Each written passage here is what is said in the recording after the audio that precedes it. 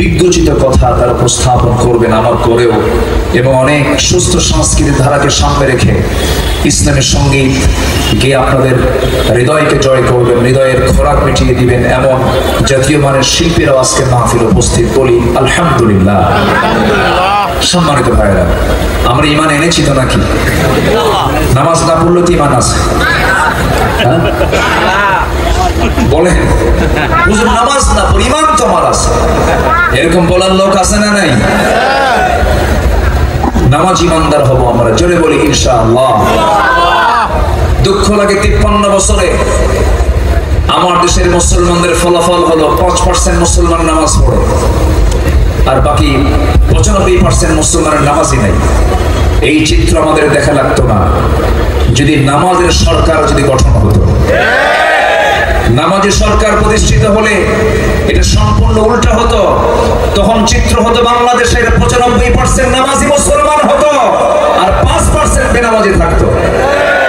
অতএব সব সরকার আমরা দেখেছি, আমরা এখন দেখতে চাই নামাজি সরকার, নামাজি সরকার, নামাজি সরকার। আল্লাহ কবুল করুন, আল্লাহ কবুল করুন। সম্মানিত ভাইয়েরা, সম্মানিত বন্ধুগণ, ঈমান আনলে আল্লাহ ছেড়ে দিবেন না। ঈমান আনলে কিছু পরীক্ষা আছে। কার কথা? আসতে বলবেন না, কার কথা? আল্লাহ রাব্বুল আলামিন বলেন أحسب الناس أن يتركوا أن يقولوا آمنا وهم لا يفتنون। মানুষের কি ধারণা ঈমান এনেছি আমি তাকে এমনি এমনি ছেড়ে দেব? অবশ্যই তাকে পরীক্ষা করব। পরীক্ষা যে করবেন এই শর্ত জড়িয়ে দিয়েছেন তিনি আমাকে। আল্লাহ বলছেন তোমাকে অবশ্যই পরীক্ষা করা হবে। অবশ্যই আমি তোমাদেরকে পরীক্ষা করি, ছাড়বো, পরীক্ষা করব। এবং সবচেয়ে বেশি পরীক্ষার সম্মুখীন হয়েছেন হলো আম্বিয়া কেরাম। আশাদ্দুন নাসি বালাউল আম্বিয়া সুম্মাল আমসাল ফাল আমসাল। পৃথিবীতে সবচেয়ে ঈমানের পরীক্ষা দিয়েছেন হলো, প্রথম হলো আম্বিয়া কেরাম আলাইহিস সালাতু ওয়াস সালাম। ইব্রাহিম আলাইহিস সালাতু ওয়াস সালাম পরীক্ষা কি ছোট ছিল না? অনেক বড় ছিল, অনেক বড় ছিল। ঈমান এনেছি, পরীক্ষাও তো দিতে হবে। আমরা পরীক্ষায় ফেল করতে চাই না পাস করতে চাই? পরীক্ষায় ফেল করতে চাই না পাস করতে চাই? যে এর জন্য ঈমানের কিছু গুণগত দিক লাগবে। নামাজ পড়বো 5 ওয়াক্ত, সবাই রাজি আছেন তো? অনেকের নামই আছে ঈমান আলী, কি নাম? কিন্তু নামাজ পড়ে না। নাম হলো ফজর আলী, 10টার দিকে ঘুম থেকে ওঠে। নাম হলো আতর আলী, গোটা গায়ে গাজার গন্ধ। নাম হলো হিম্মত আলী, সাইকেলের চাকা পাঁচশোরে শীত হয়ে পড়ে। নাম হলো বাদশা মিয়া, ভিক্ষা করে। নাম হলো খোকা মিয়া, বয়স 85 বছর। নাম হলো কি? নাম হলো লাল মিয়া, কিন্তু লোকটা কালা। এই নাম দিয়ে তো কোনো কাম হবে না, বংশ দিয়ে কোনো উপকার কিয়ামতের দিন আসবে না। আল্লাহর দরবারে যদি কেউ সম্মানী হতে চায় তার লাগবে 1 নাম্বার হলো ঈমান। কি লাগবে? ঈমান। বংশ দিয়ে যদি হতো আবুল আহাবের বংশ আর আমার নবীর বংশ 2 না 1? আবু জেহেলের বংশ এবং আমার নবীর বংশ 2 না 1? কুরাইশ বংশ, লাভ নাই। পিতা দিয়ে যদি সন্তানের কাজ হতো তাহলে নূহ আলাইহিস সালাতু ওয়াস সালাম ছিলেন আল্লাহর পয়গম্বর, তার ছেলে ছিল কেনান, সে জান্নাত পেয়ে যেত। বউ দিয়ে যদি স্বামী দিয়ে যদি বউয়ের কাজ হতো তাহলে লূত আলাইহিস সালাতু ওয়াস সালামের স্ত্রীও সে জান্নাত পেয়ে যেত। যদি সন্তান দিয়ে যদি পিতার কোনো উপকার হতো, জাতির পিতা ইব্রাহিম আলাইহিস সালাতু ওয়াস সালামের পিতা আজরও জান্নাত পেয়ে যেত। অতএব বংশের পরিচয় দিয়ে, আত্মীয়তার পরিচয় দিয়ে, বংশগত কৌলিন্য দেখিয়ে জান্নাত পাওয়ার কোনো সুযোগ নেই। জান্নাত পেতে হলে সবার আগে কি লাগবে? আরো জোরে বলুন, কি লাগবে? ঈমান। আল্লাহ রাব্বুল আলামিন সেই জন্য বলছেন ইন্নামাল মুমিনুনা আল্লাযীনা আমানু বিল্লাহি ওয়া রাসূলিহি ثم لم يرتابوا وجاهدوا بأموالهم وأنفسهم في سبيل الله أولئك هم الصادقون جل الله أكبر প্রকৃত মুমিন তো তারাই যারা ঈমান আনবে আল্লাহর উপরে, ঈমান আনবে নবীর উপরে, সুম্মা লাম ইয়ারতাবু এবং সন্দেহ করবে না। এবং সাথে আরেকটা গুরুত্বপূর্ণ হুকুম আল্লাহ রাব্বুল আলামিন দিলেন, যারা জিহাদ করবে মাল দিয়ে জান দিয়ে কার পথে। জিহাদের নাম শুনলে অনেকে পিছপা হতে চায়। এই কাজ তো এত সহজ না। যত রক্ত লাগে দেব, প্রয়োজনে লোক পাঠাবো, আমি যাব না। এই লোকের পরিমাণ সমাজে কিছু আছে না নাই? বলেন তো আছে না নাই? আবু সাইদরা জীবন দেয়, মুগ্ধরা জীবন দেয়, এদিকে ফতুয়া দেয়। ওরা তো শহীদ হয়নি, তুমি কোন কসু হয়েছো? আমার দেশে ফতুয়ার কিছু বিষ বাষ্প ছড়ায়, কিছু ফতুয়ার সন্ত্রাসী আছে না নাই? আছে না নাই? যা মনে হয় তাই বলে। আবু সাইদের বাড়ি আমি গিয়েছি, তার মার সঙ্গে কথা বলেছি, তার বাবার সঙ্গে কথা বলেছি। 5 ওয়াক্ত নামাজি ছিল, পরহেজগার ছিল, স্টাডি করতো, একটা ইউনিভার্সিটির ইংলিশ ডিপার্টমেন্টের ছাত্র। পাগল ছাগল না তো। জীবন সবাই দিতে পারে না, জীবন দেওয়া তো সস্তা না। বন্দুকের নলের সামনে বুক পেতে দেওয়া এত সস্তা হিম্মতের বিষয় নয়। এটা আল্লাহ তাআলা যাকে পছন্দ করেন তাকে নির্বাচিত করেন। আবু সাইদ জীবনটা দিয়ে সে বুঝিয়ে দিল, আমি জীবন দিলাম জুলুমের বিপক্ষে অবস্থান নিয়ে, তবু এই 18 কোটি জাতি জুলুম থেকে বেঁচে যা। শহীদ কাকে বলে? যদি কারো মৃত্যু যদি শুক্রবারে হয়, সেও তো শহীদ। হাদিস আসছে না? যদি কেউ বিদ্যুৎ স্পৃষ্ট হয়ে মারা যায়, আগুনে পুড়ে মারা যায়, সেও শহীদ। এই জুলুম শাহী থেকে জাতিকে মুক্ত করার জন্য যে মুসলমান রক্ত দিল, জীবন দিল, অবশ্যই তারাই শ্রেষ্ঠ সন্তান জাতি। ঠিক কিনা? সম্মান করা উচিত, শ্রদ্ধা করা উচিত। আল্লাহ তুমি তাদের মৃত্যুকে শহীদের মৃত্যু হিসেবে কবুল করে নাও। জোরে বলি আল্লাহুম্মা আমিন। জিহাদ করব কার পথে? আসতে বলবেন না, কার পথে? আল্লাহর পথে। আমার বন্ধুগণ, নবীজি যখন সাহাবায়ে কেরামকে জিহাদের ডাক দিয়েছেন, বলতে দেরি হয়েছে, যেতে দেরি হয় নাই। বদর তার প্রমাণ, উহুদ তার প্রমাণ, খন্দক তার প্রমাণ। বদর যুদ্ধের দিন নবীজি রোজা ছিলেন। আগের দিন রোজা থেকে রাসূল বললেন, সাহাবীরা যুদ্ধের ডাক এসেছে, জিহাদে যেতে হবে। সাহাবীরা বললেন, ইয়া রাসূলুল্লাহি, রোজার মাসে রোজা আছি হুজুর, রোজাও রাখবো, জিহাদেও যাব। রাসূল বললেন, না রে না, ফাইদ্দাতুম মিন আইয়ামিন উখর ইন কুনতুম মারদা আও আলা সাফারিন। যেহেতু জিহাদের সফরটা কণ্টকাকীর্ণ সফর, পরে আমরা রোজা রাখতে পারবো, রোজা ভেঙে ফেলে দাও। বাতিল শক্তির মোকাবেলা করার জন্য দৈহিক শক্তির প্রয়োজন আছে। আমার নবীজি সাহাবায়ে কেরামকে নিয়ে যখন প্রস্তুতির পর্ব চলছিল, সাহাবায়ে কেরামকে নিয়ে অস্ত্র নাই, পোতা অস্ত্র। আমার নবীজি কিছু কিছু সাহাবীর হাতে খেজুর গাছের ডাল তুলে দিলেন। ছোট্ট 2টা বাচ্চা, আফরার 2টা ছেলে, মদিনার আফরার 2জন ছেলে এসে নবীর সামনে দাঁড়িয়ে বলে, হুজুর যুদ্ধের নাকি ডাক এসেছে, আপনি নাকি সৈন্য সংকটে ভুগছেন, যদি আমাদেরকে পারমিশন দিতেন, জিহাদের যদি ময়দানে যাওয়ার জন্য যদি আমাদেরকে হুকুম করতেন, আমরা যুদ্ধে যেতাম। নবীজি মুস্কি মুস্কি হাসি মেরে বলে, ছোট্ট 2টা বাচ্চা মদিনার কেমন করে তোমাদেরকে পারমিশন দেব? সম্ভব না, কারণ ফিটনেস নাই, বয়স নাই, ছোট মানুষ, তরবারি ধরবে তার বাহুবল নাই। বড়জন ছোট জনের সামনে রাসূলকে লক্ষ্য করে বলছে, হুজুর ও তো লম্বায় ছোট আছে, আপনি আমাকে শুধু পারমিশন দিয়ে দেন। রাসূল বললেন, না রে না, পারমিশন দেওয়া যাবে না। ছোটজন বলতেছে, ইয়া রাসূলুল্লাহি, ও শুধু আমাকে এমনি ছোট বলতেছে, শক্তির দিক থেকে আমি কোনো অংশ কম নই হুজুর। ও যদি যুদ্ধের পারমিশন পেয়ে যায়, আমাকেও যুদ্ধের পারমিশন দিতে হবে। আমার নবীজি মুস্কি হাসি মারলেন, তাহলে কি করা যায়? ছোটজন বলতেছে, হুজুর ওর সঙ্গে আমারে মারামারি লাগায় দেন, কুস্তি লাগায় দেন। নবীজি পারমিশন দিয়ে দিলেন। বড়জন ছোটজনকে নিচে ফেলে দিল। ছোটজন বড়জনের কানটা মুখের কাছে নিয়ে এসে কানে কানে বলতেছে, ভাই রে, একসঙ্গে খাই ঘুমাই, তুমি আজকে আমাকে একা ছেড়ে চলে যাচ্ছ জিহাদের ময়দানে, গায়ের শক্তি একটু কমায় দাও, তোমার বুকের উপর উঠে একটা বারের জন্য বুঝায় দেই শক্তি আমারও আছে। আমার নবীজির চোখে পানি চলে আসলো। ছোট্ট দুইটা বাচ্চাকে কোলের মধ্যে জড়ায় ধরলেন, আকাশের দিকে তাকিয়ে বলছেন, আর আরশের মালিক আল্লাহ, এদের যদিও গায়ের শক্তি নাই কিন্তু ইমানের শক্তি আছে, আমি দুজনকে পারমিশন দিয়ে দিলাম। যুদ্ধের ডাক চলে এলো। 313 জন সাহাবী নিয়ে নবীজি মদিনা থেকে রওনা দিয়েছেন।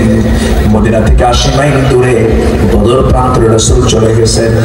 ওইদিকে কুরাইশরা লোহিত সাগর ঘেঁষে ঘেঁষে 350 মাইল অতিক্রম করে বদর নামক প্রান্তরে যখন পৌঁছে গেছে, আমার নবীজি সাহাবায়ে কেরামকে নিয়ে পৌঁছে গেলেন। সেই জায়গায় বালুর পাহাড় ছিল, বালুর ভিতরে পা গুলো ডেবে যায়। সাহাবীরা বললেন, ইয়া রাসূলুল্লাহ, হাঁটবো কেমনে, পা তো ডেবে যাচ্ছে, কদম তো দুর্বল হয়ে যাচ্ছে। আমার নবীজি আকাশের দিকে তাকায় দোয়া করলেন। এক খণ্ড মেঘ জমা হলো, বৃষ্টির উপরে পানি পড়লো, কি বালুর উপরে পানি পড়লো, বালুর জায়গা শক্ত হয়ে গেল, মেন্টাল স্যাটিসফ্যাকশন চলে আসলো। যুদ্ধের প্রস্তুতি নিয়ে নিলেন সাহাবীরা। সেই যুদ্ধের ময়দানে প্রথম কাতারে ছোট্ট দুইটা বাচ্চা একজন সাহাবীকে মাঝখানে রেখে দাঁড়ায়া ওই সাহাবীকে লক্ষ্য করে বলছে, চাচা আবু জেহেল কই? আল্লাহু আকবার বললেন। ওয়াজাহাদু বিআমওয়ালিহিম ওয়া আনফুসিহিম ফি সাবিলিল্লাহ। ছোট্ট বাচ্চা 11 বছর 13 বছর এক সাহাবীকে ডাক দিয়ে বলে, আবু জেহেল কই? সাহাবী আশ্চর্য হয়ে বলে, আবু জেহেল দিয়ে কি করবা? শুনেছে রাসূলকে নাকি খুব গালি দিত, খুব ডিস্টার্ব করতো, খুব অত্যাচার করতো। আমরা কারোর বিরুদ্ধে যুদ্ধ করতে আসি না, শুধু আবু জেহেলকে মেরে ফেলার জন্য যুদ্ধে আসছে। মানুষ ছোট কিন্তু টার্গেট। ছোট্ট দুইটা বাচ্চার কথা শুনে সাহাবী আশ্চর্য হয়ে গেলেন। সিরাত গ্রন্থে এসেছে, আব্দুল্লাহ ইবনে মাসউদ তার নাম। তিনি বলছেন, ও মুআজ, মুআজ, ওই যে ঘোড়ার পিঠে বসে আছে দেখা যাচ্ছে দূর থেকে, চতুর্দিক থেকে তাকে তার লোকজন ঘেরাও করে রেখেছে, ওটাই হলো কাফিরদের লিডার, কুরাইশদের লিডার আবু জেহেল। বলতে দেরি হলো কিন্তু যেতে দেরি হলো না। সিংহের মতো গর্জন দিয়া, বাজ পাখির মতো উড়ন্ত হয়ে ছোট্ট দুইটা বাচ্চা মুআজ, মুআজ দৌড় মেরে চলে গেছে। দুই পাশে দুজন ছোট্ট তরবারি নিয়ে পজিশন নিয়ে দাঁড়ায় গেছে, কেউ টের পায় নাই। ছোট্ট মানুষ বগলের নিচে পড়ে আছে। আল্লাহু আকবার বলে দুইজনে সহজে আঘাত করেছে তার দুই পায়ে। ওই যে ঘোড়ার পিঠ থেকে আবু জেহেল ধরাশয়ী হয়ে পড়ে গেছে। কোমর সোজা করে আবু জেহেল আর কোনোদিন দাঁড়াতে পারে নাই। বড় ভাইকে ধরে ফেললো কাফের মুশরিক রাষ্ট্র, দিক থেকে তাকে পাকড়াও করে ফেললো। বড় ভাই মুআজের পিছন থেকে একজন কুরাইশ এসে তার ডান হাতে মেরে দিল, তরবারি ছিটকে পড়ে গেল, ডান হাতটা চামড়ার সঙ্গে ঝুলতে লাগলো। দৌড় মেরে সেই সাহাবী করলেন কি, দৌড় মেরে গিয়ে তরবারি আবার বাম হাতে তুলে নিলেন। বাম হাতে যুদ্ধ করতে নিয়ে চামড়ার সঙ্গে ঝুলে থাকা হাতটা বারবার এসে বাম হাতে ধাক্কা খায়, নিষ্ঠার ভয় মনে করে মাঝখান দিয়ে করলেন কি, ছোট্ট ওই সাহাবী বাম পার নিচে ডান হাতটা রেখে এমন জোরে টান মারলেন, হাতটা ছিটকে পড়ে গেল। বাম হাতে যুদ্ধ চালালেন। যুদ্ধ করতে করতে এক পর্যায়ে দেখা গেল আরেকজন কাফের এসে তার বাম হাতে একটা তরবারির আঘাত মেরে দিল। ঝনঝন করে তরবারি পড়ে গেল। ইতিমের মতো সামনে দাঁড়ায় আছেন, যুদ্ধ করবেন কেমনে? তরবারি দিয়ে গর্দান হাঁকায় দিল, গর্দান ছিটকে পড়ে গেল। এই ছোট্ট বাচ্চা দুনিয়া থেকে বিদায় হয়ে গোটা বিশ্ববাসী মুসলমানকে জানায় দিল, ও দুনিয়ার মুসলমান, আল্লাহর জমিনে দিন কায়েমের জন্য এমন করে হাসি মুখে আল্লাহর পথে জীবন দিতে হয়। জোরে বলি সুবহানাল্লাহ। মুনাফিককে চেনার জায়গা নামাজ নয়, মুনাফিককে চেনার জায়গা রোজা নয়, মুনাফিককে চেনার জায়গা হজের কার্যক্রম নয়, মুনাফিককে চেনা যায় হলো জিহাদের ময়দানে। ঠিক কিনা? উহুদের প্রান্তরে রাসূল রওনা দিয়েছেন। কুরাইশদের বদরের প্রান্তরে পরাজয়ের গ্লানি সহ্য করতে না পেরে 1 বছর পার না হতেই উহুদের যুদ্ধ যখন সম্মুখীন হয়ে পড়লেন রাসূল, মদিনা থেকে 3 মাইল দূরে আমার নবীজি রওনা করলেন। মুনাফিকরা বলল, ইয়া রাসূলুল্লাহ, এই অসম যুদ্ধে আমরা যাব না, কারণ কাফিরদের সৈন্য সংখ্যা হলো 3000, আমরা হলাম 1000, এই যুদ্ধে যাব না। রাসূল বললেন, যারা যাবে না তারা সাইড হয়ে যাও। আমার রাসূল মুনাফিককে চিহ্নিত করেছেন জিহাদের ময়দানে। ঠিক কি না? আমার নবীজি উহুদের ময়দানে উপস্থিত হয়ে গেলেন। সেদিন নবীর মাথায় ছিল হেলমেট, হাতে ছিল তরবারি, বর্শা, লৌহ বর্ম পরিধান করেছেন মুহাম্মদ সাল্লাল্লাহু আলাইহি ওয়াসাল্লাম। আমার নবীজি সাহাবে কেরামকে স্থানগুলো নির্ধারণ করে দিচ্ছিলেন। 50 জন তীরন্দাজকে এক জায়গায় রেখে দিয়ে বলেন, সাহাবে এই জায়গায় তোমরা থাকো, যুদ্ধের প্রয়োজন না, শুধু এই রাস্তাটা তোমরা নজরদারিতে রাখবে, যেন কোনো মুশরিকরা, কোনো শত্রুরা, কোনো কুরাইশরা যেন এই দিক দিয়ে অতর্কিত হামলা না করতে পারে। প্রাথমিক পর্যায়ে মুসলমানদের বিজয় নিশ্চিত হয়ে গেছে, কিন্তু এই 50 জন তীরন্দাজ যুদ্ধ শেষ হয়েছে বলে স্থান ত্যাগ করা মাত্রই অতর্কিত হামলা করা হলো সরাসরি নবীর উপরে। রাসূলকে অ্যাটাক করা হলো, বৃষ্টির মতো তীর মারা হলো। দিন কায়েমের জন্য যদি রাসূলকে যদি রক্তাক্ত হতে হয়, সেই দিন কায়েমের জন্য আমরাও রক্তাক্ত হতে রাজি আছি তো? মাঠে ময়দানে কাজ করতে রাজি আছি তো? আল্লাহ কবুল করুন, জোরে বলি আমিন। আমার নবীজি সবার লক্ষ্যে, সবার টার্গেটে তিনি পড়ে গেলেন। বৃষ্টির মতো তীর মারা হলো। 10 জন সাহাবী দৌড় মেরে গিয়ে অস্ত্র হাতে নেওয়ার সময় পেলেন না, নবীর চতুর্পাশে দাঁড়ায় গেলেন। বৃষ্টির মতো তীর মারতেছে তারা, কোন কোন সাহাবীর বুকে লাগে, কোন কোন সাহাবীর পিঠে লাগে, কোন কোন সাহাবীর চোখে লাগে। এট এ টাইম 9 জন সাহাবী দুনিয়া থেকে বিদায় নিয়ে নিলেন। দাজান নামে একজন সাহাবী রাসূলকে জড়িয়ে ধরে বলছেন, ইয়া রাসূলুল্লাহ, আপনি রাসূল যদি দুনিয়া থেকে বিদায় হয়ে যান, ইসলাম তো নিভে যাবে, দিন নিভে যাবে। ইয়া রাসূলুল্লাহ, দোহাই লাগে আপনি আমার বুকের মধ্যে চলে আসেন। রাসূলকে জড়িয়ে ধরলেন। আবু দাজান রাসূলকে বাঁচাতে গিয়া এত তীর তার পিঠা লিঙ্গন করে নিয়েছিলেন। পরে তিনি যখন শহীদ হয়ে যান, তার গোটা পিঠের তীরগুলো বের করে দেখা গেল 70 থেকে 80টি তীর বিদ্ধর দাগ তার পিঠে ফুটে উঠেছিল। দাজান শহীদ হয়ে গেলেন, নবীজি সম্পূর্ণ একাকী হয়ে গেলেন। কাফেররা দূর থেকে পাথর মারা শুরু করে দিল। ইবনে তাইমিয়া নামে একজন কাফের রাসূলকে টার্গেট করে ফেলেছে, দূর থেকে পাথর মারল। নবীজির মাথায় ছিল হেলমেট, হেলমেটের চিকন লোহায় যখন সরাসরি পাথর যখন লেগে গেল হেলমেটে, হেলমেটের চিকন ফলা, লোহার ফলাটা নবীজির কপালের শক্ত হাড়ের মধ্যে ঢুকে গেছে। আরেকটা আঘাত করেছে গাল বরাবর, শিরস্ত্রাণের চিকন লোহা নবীজির গালের মধ্যে ঢুকে গেছে। আরেকজন কাফের আঘাত করেছে, মুখ বরাবর সামনের সুন্দর 2টি দাঁত ভেঙে গেছে। একই মুখের মধ্যে 3টে ইনজুরি রাসূল সহ্য করতে পারলেন না। মাথা চক্কর মেরে রাসূল জমিনে পড়ে গেলেন, উপর হয়ে পড়ে থাকলেন। চতুর্দিকে কাফের মুশরিকরা গুজব রটায় দিয়েছে, কুতিলা মুহাম্মদ, রাসূল নাই, রাসূল মারা গেছেন। এমন সংবাদ যখন চতুর্দিকে ছড়িয়ে দেওয়া হলো, মদিনার একজন পাগলি সাহাবী, নবীর প্রতি তার অন্ধ প্রেম ছিল, অন্ধ মহব্বত ছিল। ওই মহিলা সাহাবীর কানে যখন সংবাদ চলে গেছে, ঘর থেকে বের হয়ে পড়েছেন, উহুদের ময়দানের দিকে রওনা দিয়ে দিয়েছেন। একজন সাহাবী বলছেন, ও মহিলা, তুমি কোথায় যাও? তুমি কি জানো তোমার বড় ভাই আজকে এই যুদ্ধে মারা গেছেন, শহীদ হয়েছেন? তিনি বলছেন, ভাই মারা গেছে এই সংবাদ দিও না, প্রাণে রাসূল বেঁচে আছেন কিনা এই সংবাদ আমাকে জানাও। আরেকজন সাহাবী এসে বলছে, মহিলা, তুমি কোথায় দৌড়ায় যাও? তুমি কি জানো তোমার প্রাণ প্রিয় স্বামী আজকের এই জিহাদের ময়দানে দুনিয়া থেকে বিদায় নিয়েছেন, তিনি বলছেন স্বামী চলে গেছে, দুঃখ নাই, একটাবার জানিয়ে দাও রাসূল বেঁচে আছেন কিনা। কিছুক্ষণ যাওয়ার পর আরেকজন সাহাবী বলছেন, মহিলা তুমি কোথায় যাচ্ছ? তুমি কি জানো তোমার কলিজার টুকরা একমাত্র সন্তান আজকের জিহাদের ময়দানে শহীদ হয়ে গেছে? মহিলা সাহাবী বলছেন, শোনো, আমার সন্তান চলে গেছে, আমার স্বামী চলে গেছে, আমার বড় ভাই শহীদ হয়ে গেছে, গোটা দুনিয়ার মানুষও যদি দুনিয়া থেকে বিদায় নিয়ে নেয় আমার তেমনটা দুঃখ হবে না। একটাবার জানিয়ে দাও আমার প্রাণের চেয়ে প্রিয় রাসূল পৃথিবীতে বেঁচে আছেন কিনা। আমার নবীজি রক্তাক্ত অবস্থায় পড়ে আছেন। সাইয়েদনা আলী তাকে খোঁজাখুঁজি শুরু করলেন, তন্ন তন্ন করে খুঁজতে খুঁজতে গিয়ে দেখেন নবীজি উপর হয়ে একটা গর্তের মধ্যে ওদের মাদের উপর হয়ে পড়ে আছেন। রাসূলকে সোজা করলেন, মাথা থেকে পা পর্যন্ত রক্ত দিয়ে ভেজা, সেই জায়গা থেকে কোনো মতো তাকে কোলের মধ্যে উঠায় নিলেন, উঠায় নিয়ে একটা উঁচু জায়গায় তাকে শোয়া দিলেন। রাসূলকে লক্ষ্য করে হযরত আলী বলছেন, ইয়া রাসূলুল্লাহি, যে কুরাইশ আপনার প্রতি এমন অত্যাচার করলো আপনি তাদেরকে লানত করুন।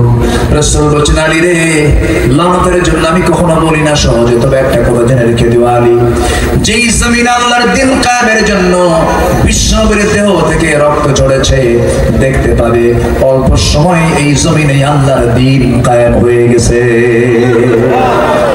আমার নবী রক্তাক্ত অবস্থায় পড়ে আছেন, সাহাবে কেরাম তার সেবা দিচ্ছিলেন। এর মধ্যে একজন সাহাবী ছিলেন উবাইদ ইবনে জাররাহ রাদিয়াল্লাহু তাআলা আনহু। নবীর কপালে বিদ্ধ হওয়া লোহা দেখে সহ্য করতে পারলেন না, নবীর পাশে বসলেন, লোহায় হাত দেন, টান মারবেন, বের হয় না। নবীজির মুখ থেকে ও আওয়াজ বের হয়, কেমন করে টান মেরে বের করবেন। হাত দিয়ে রাসূল কষ্ট পাচ্ছেন, আস্তে টান দিয়ে নবীজি কষ্ট পাচ্ছেন। তিনি চিন্তা করলেন কামড় মেরে বের করা যায় কিনা। দাঁতটা লাগায় দিলেন, ফলার সাথে লোহার সাথে দাঁত লাগায় দিয়া নিজের দাঁতের চিন্তা না করে এত জোরে টান মারলেন, লোহার ফলাটা বের হয়ে আসলো, চট করে সামনের দুটো দাঁত ভেঙে গেল। রাসূল বলছেন, ওবায়দা রে, দাঁতটা ভেঙে গেল, তোমার কি দরকার ছিল, আস্তেও তো টান দিতে পারতা। ওবায়দা বলছেন, হুজুর, দাঁত কেন কলেজে ছিঁড়ে গেলেও আমার কোনো কষ্ট হতো না। আমার নবীজির গালের ভিতরে লোহা ঢুকে আছে, সেই লোহাটা টান মারলেন, ফিনকি দিয়ে রক্ত পড়া শুরু হয়ে গেছে। ওবায়দা করলেন কি, হাতের অঞ্জলি দিয়ে রক্তগুলোকে হাতের মধ্যে ভরায়া দিলেন। রাসূলকে না দেখায় আড়ালে আড়ালে নবীজির দেহের পবিত্র রক্তগুলো মুখে মুখে নিচ্ছেন, পেটের মধ্যে উঠানোর চেষ্টা করছেন। রাসূল বলছেন, ওবায়দা রে, কি করো, রক্ত তো এমন মুখে নিতে হয় না হুজুর, আপনার রক্ত জমিনে ফেলার মতো জায়গা আমি পাই নাই। আমার রাসূল বললেন, সাহাবী রে, যে দেহের মধ্যে নবীর রক্ত প্রবাহমান, সেই দেহ কখনো জাহান্নামে যাবে না। আমার নবীজি ব্যান্ডেজ লাগায় দেওয়া হলো, সাহাবে কেরাম তাকে ব্যান্ডেজ লাগায় দিলেন, কপালে ব্যান্ডেজ লাগানো, নবীর সামনের দুটো দাঁত ভেঙে আছে। যে দিন কায়েমের জন্য নবীজির দাঁত ভাঙতে হয়, উহুদের ময়দানে দাঁত চলে গেছে, খন্দকের প্রান্তরে কোমর চলে গেছে। দিন কায়েমের জন্য যদি নবীর দাঁত ভাঙতে হয়, কোমর ভাঙতে হয়, সেই দিন কায়েমের জন্য আমাদেরও সেই প্রস্তুতি নেওয়ার দরকার আছে না নাই? এই জমিন আল্লাহর দিন কায়েম হোক, সবাইকে চান? সবাইকে চান? জিহাদি তামান্নাকে লালন আমরা সবাইকে জিহাদি তামান্না লালন করতে রাজি আছি? আল্লাহর জমিনে দিন কায়েমের জন্য যদি বুকের তাজা প্রাণ ঢেলে দিতে হয়, রাজি আছেন? কারা কারা দু হাত উঁচু করে দেখান মুসলমান।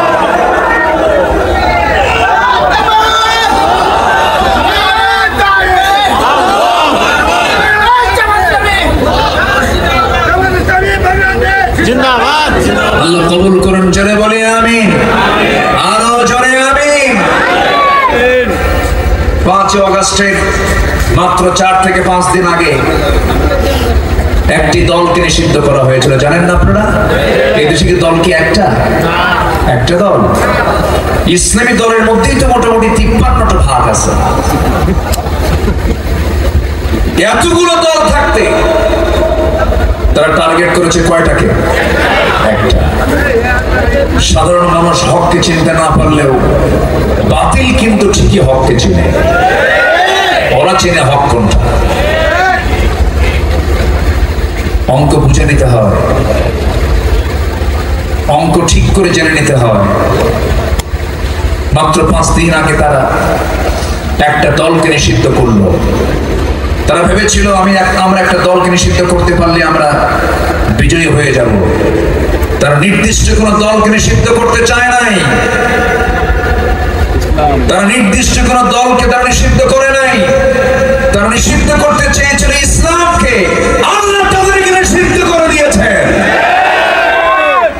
আল্লাহ তাদেরকে নিষিদ্ধ করে দিয়েছেন। সম্মানিত ভাইরা, সম্মানিত বন্ধুগণ, প্রিপারেশন অফ আখিরাহ, আখিরাতের প্রস্তুতির জন্য আমি 5টি কাজের কথা বলেছি, কেবল চলতেছে 2 নাম্বার। নাম্বার 1 দ্বিধাহীন ঈমান, নাম্বার 2 জিহাদের ময়দানে যুদ্ধ করা মাল এবং কি দিয়া, জান দিয়া, যেমন করে সাহাবীরা করেছেন। আল্লাহ কবুল করুন, আমিন। জোরে বলি আল্লাহুম্মা আমিন। নাম্বার 3 হলো তাকওয়া অর্জন করা। কি অর্জন করা? তাকওয়া অর্জন করা, অর্থাৎ কার ভয় করা? আসতে বলবেন না, কার ভয় করা?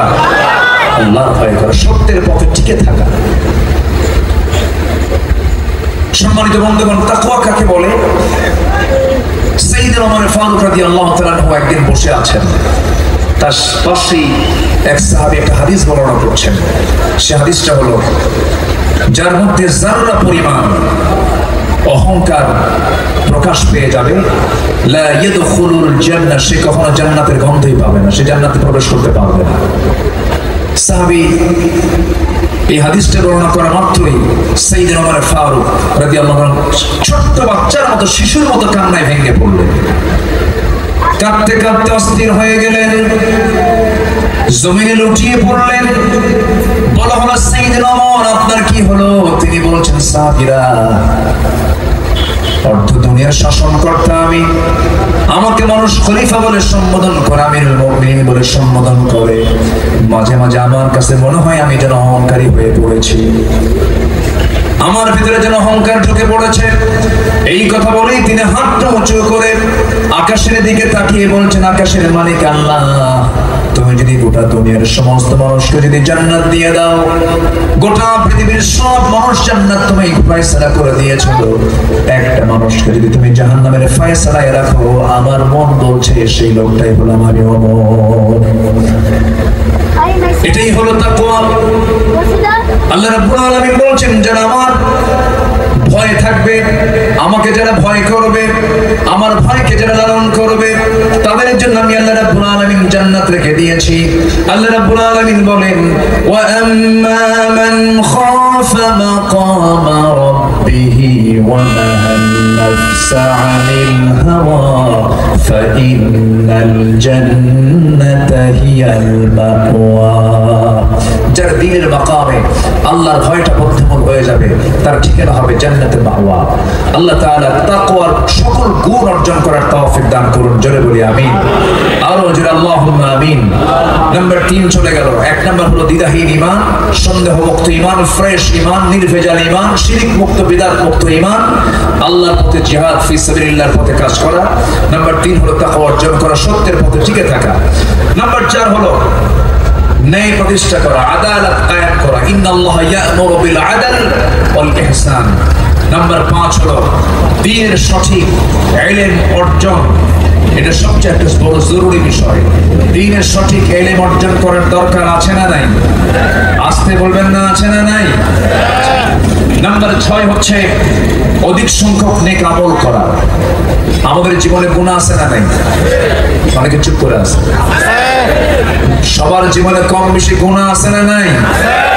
বান্দার নাম যার, গুনাহ হবে তার। ফেরেশতার কোনো গুনাহ করার কোনো যোগ্যতাও নাই। গুনাহ করার যোগ্যতা নাই বলে ফেরেশতাদের কোনো গুনাহ নাই। আমাদের গুনাহ করার যোগ্যতা আছে বলেই আমাদের গুনাহ হয়। কিন্তু গুনাহ করার যোগ্যতা থাকার পরেও যদি কোনো বান্দা গুনাহ না করে, তখন ওই বান্দার দাম ফেরেশতার চাইতে বেশি হয়ে যায়। অধিক সংখ্যক নেক আমল দিয়ে আমাদের আমলকে ভারী করব, জোরে বলি ইনশাআল্লাহ। আল্লাহ রাব্বুল আলামিন বলেন, ইন্নাল্লাযীনা আমানু ওয়া আমিলুস সালিহাতি কানাত লাহুম জান্নাতুন নাঈম। জোরে বলুন আল্লাহু আকবার। ঈমান যারা আনবে, নেক আমল যারা করবে, তাদের জন্য আল্লাহ রাব্বুল আলামিন একটা জান্নাতের কথা বলেছেন, জান্নাতুন নাঈম আল্লাহ পাক তাকে দিয়ে দিবে। তাহলে নেক আমল দিয়ে জীবনটাকে সাজাবো, জোরে বলি ইনশাআল্লাহ। জমির আইল ঠেলবো, গীবত করব, মিথ্যার সাক্ষী দেব, এরকম কিছু করা যাবে? পরের সম্পত্তি মেরে খাবো। আমার দেশে বড় একটা প্রবলেম কিন্তু পারিবারিক জীবনে আছে। ম্যাক্সিমাম ফ্যামিলিতে ভাই তার বোনকে সম্পদ বুঝিয়ে দেয় না। কি কথা বলবো, এই বিষয়ে বলবো? সম্পদ যদি আবার বের হয়ে যায়, মানে থাক না হয় না বলবো, বলবো? আপনি না বললেও তো বলবো।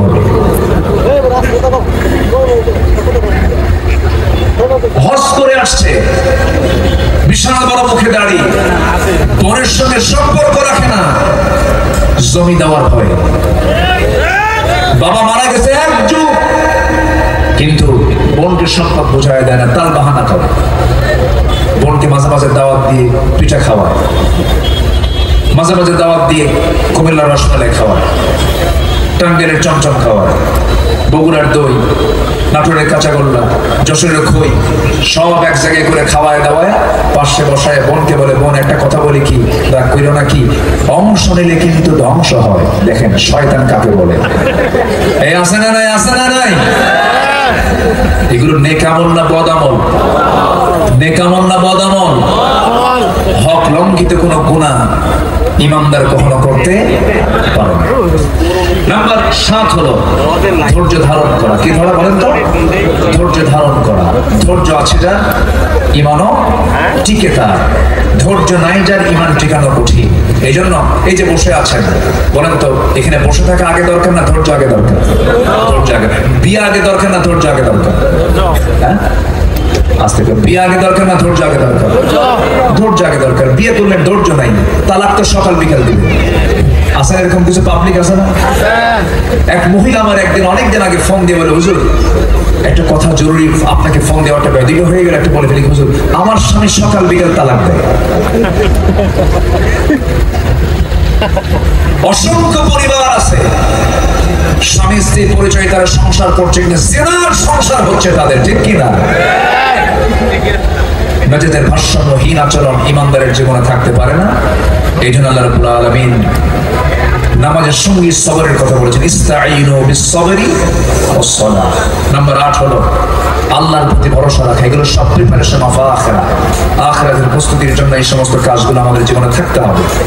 আল্লাহর উপরে ভরসা করা। ওয়া মান ইয়াতাওয়াক্কাল আলাল্লাহ ফাহুয়া হাসবুহ।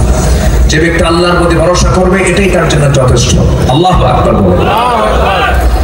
নাম্বার 9 হলো দুনিয়াবি ভোগ বিলাসী নিমগ্ন না হয়ে আখিরাতের আবাসকে মূল লক্ষ্য হিসেবে স্থির করে নেওয়া।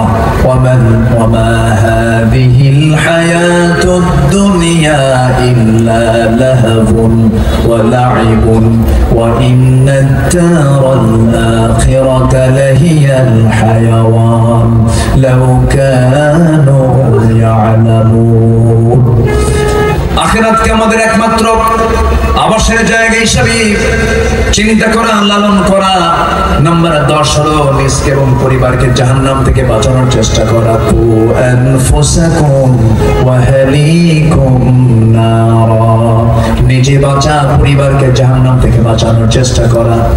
বউ নামাজ পড়ে না, বউয়ের পাশে বসবেন, সুন্দর করে মহব্বত করে বলবেন, বউ আমার এই যে এক ছাদের নিচে বসবাস করে দুজন মিলে দাম্পত্যময় জীবন কাটায় দিলাম, তোমার যৌবন আমার কাছে, আমার যৌবন তোমার কাছে, নামাজ পড়ো না। তুমি কি চাও না এই সম্পর্ক আমরা জান্নাত পর্যন্ত বড়াই? জান্নাতে আমরা একসঙ্গে দুজন মিলে থাকতে চাই। নামাজটা পড়ো, দিলটা নরম হয়ে যাবে, সেই বউটা নামাজ পড়া ধরবে। আমার দেশের মায়েরা ভালো, কিন্তু পুরুষ কিছু আছে দুষ্ট, আছে না? কিছু পুরুষ দুষ্ট আছে। বউ স্ত্রী বোরকা পড়তে চায়, পর্দায় থাকতে চায়। কিছু স্বামী আছে বেহায়া, বউকে উলঙ্গ করে হুন্ডাই নিয়ে ঘুরে। এই গাজীপুরে আছে না নাই? বউটাকে হুন্ডার পিছনে তুলে, তাও সাধারণ কোনো হুন্ডা নয়, R15 লেটেস্ট ভার্সন। R15 হুন্ডার পিছনে তুলে, হুন্ডার পিছনের সিট যেটা প্যাসেঞ্জার সিট, এটা হচ্ছে 3 তলা, আর ড্রাইভিং সিট হলো আন্ডারগ্রাউন্ড।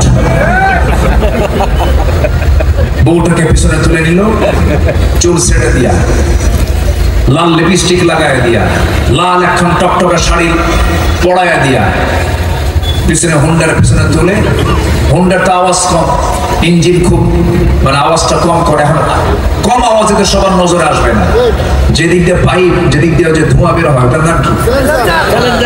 জি, ওই পাইপ, সিলিন্ডার যে পাইপ, ওটা উঠায় ফেলে, খুলে। এবার হুন্ডা থেকে আওয়াজ হচ্ছে হেলিকপ্টার, এগুলো একখান টান, এক টানে রাস্তার এই পাশাপাশ বুঝাইয়া দিচ্ছে আমি নিয়ে যাচ্ছি সাথী, তোমরা দেখো।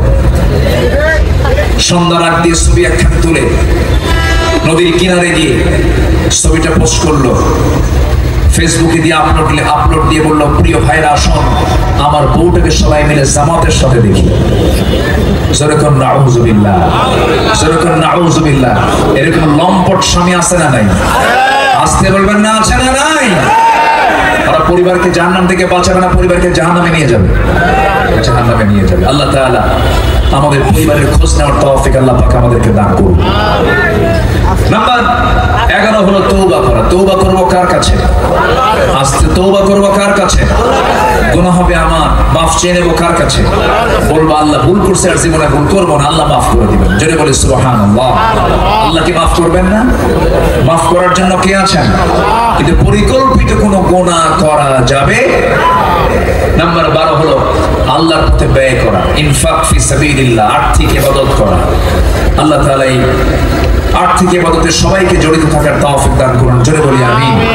নাম্বার 13 হলো শিরকের অন্তর্ভুক্ত সকল কর্মকাণ্ড নিজের জীবন থেকে মুছে ফেলা। শিরকের কোনো গুনাহ যেন আমাদের জীবনে না হয়, এটা সব সময়ের জন্য সর্বোচ্চ খেয়াল রাখা। শিরকের গুনাহ যেন না হয়, কারণ সব গুনাহ মাফ হবে, শিরকের গুনাহ মাফ হবে না। কেমন যেন একটা পচা গন্ধ, পোড়া পোড়া একটা গন্ধ আমি পাচ্ছি মনে হচ্ছে। আচ্ছা, তারপরে নাম্বার 14 হলো একমাত্র জীবন বিধান হবে ইসলাম। একমাত্র জীবন বিধান কি হবে? আমার দলের নাম কি হবে? আর আমার দলের নাম কি হবে? যে দলের নামের সাথে ইসলাম নাই, সেই দল আমার দল হতে পারে না। সর্বশেষ জীবনের সকল জায়গায় আনুগত্য হবে দুজনের। এক নাম্বার কে? নাম্বার 2 হচ্ছে মুহাম্মদ সাল্লাল্লাহু আলাইহি ওয়াসাল্লাম। আসুন আমাদের জীবনকে সাজাই ইসলাম দিয়ে। যতটুকু কথা হয়েছে বলে ফেলি আলহামদুলিল্লাহ।